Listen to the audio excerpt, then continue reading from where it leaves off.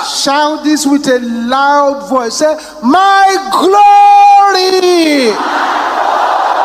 Ògo mi. What are you waiting for? Kí ló ń dúró ṣe? Arise and shine. Dìde kó tàn mọ́lẹ̀. In the name of Jesus.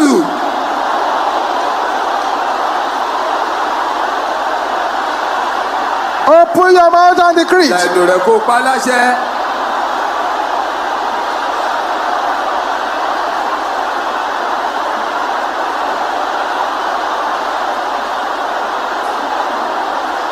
In Jesus' name we pray.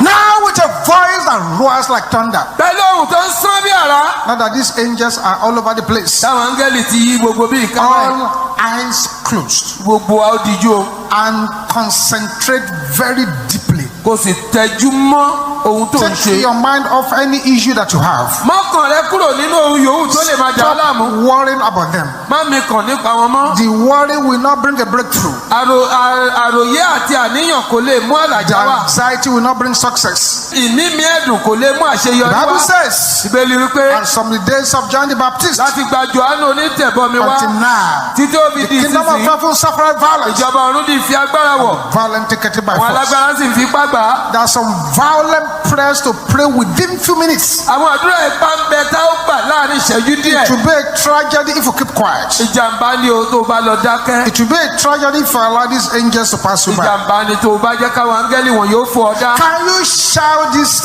loud and clear? Jọ̀wọ́ kígbe eléyìí lóhùn rárá. Say, Èmi. DR Olukoya. Ìsíkẹ́lẹ̀ Akínbọ̀. Escape totally. Mo bọ́ pátápátá. From the grip of any embargo.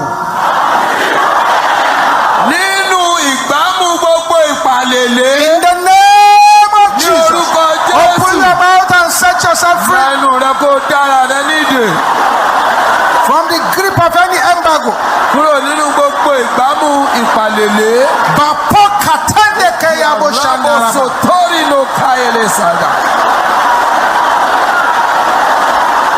In Jesus' name we pray.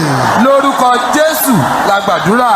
Can you shout this again loud and clear? Lókè bẹ́ẹ̀ náà iná lóhùn rárá.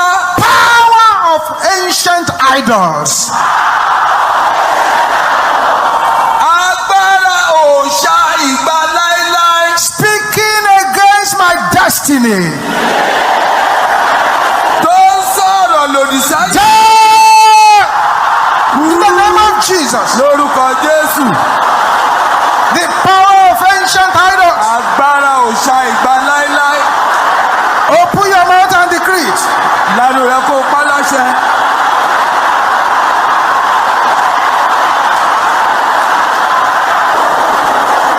Jesus. Jésù. In Jesus' name we pray. Lórúkọ Jésù la gbàdúrà. Altars of my father's house. Ẹ̀yin pẹpẹ ilé bàbá mi. Slowing down my speed. Tó ń fa ìrìn àjò mi sẹ́yìn. Catch fire. Ẹgbẹ́ náà. In the name of Jesus. Lórúkọ Jésù.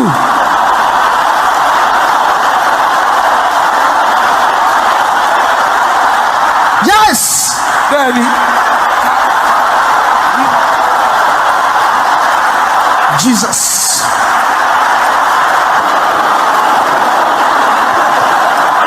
Thank you, Jesus. Ṣeun Jésù. In Jesus' name we pray. Lórúkọ Jésù. Oh God, Allah, Ọlọ́run dìde. give me a miracle Fún mi ní iṣẹ́ ìyanu. that will make me forget my past sufferings. Tí ó mú mi gbàgbé àwọn ìjìyà àtẹ̀yìnwá. Oh God, Allah, Ọlọ́run give me a miracle Fún mi ní iṣẹ́ ìyanu. that will make me forget my past sufferings. Gbàgbé àwọn ìjìyà In the name of àtẹ̀yìnwá. Jesus. Jésù. Makate setende keye boshende raba.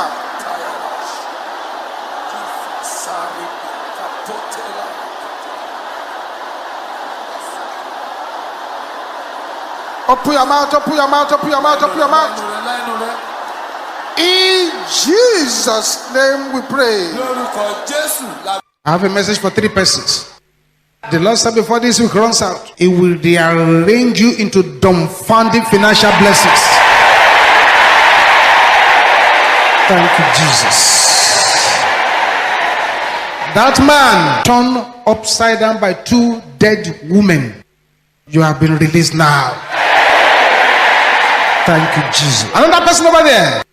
The destruction of your destiny, energized by polygamous witchcraft, is being reversed right now.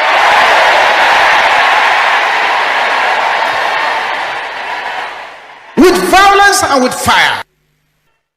Occultic agent.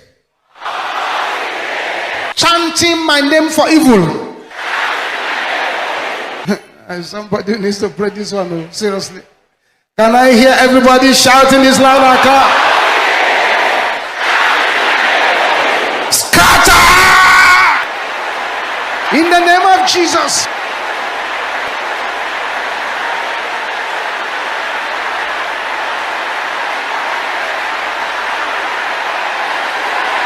They must scatter.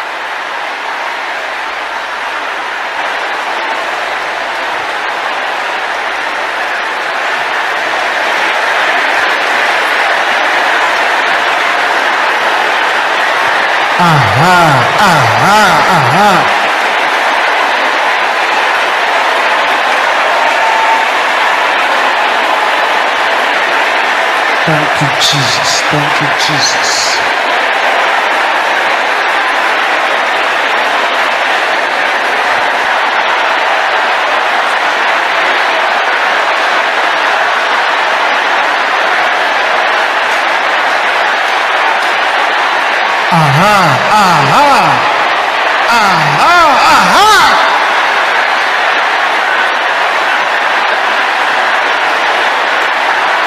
In Jesus' name we pray.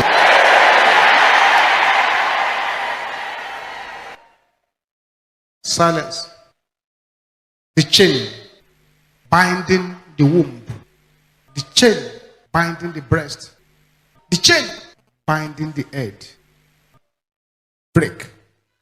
By the power in the blood of Jesus.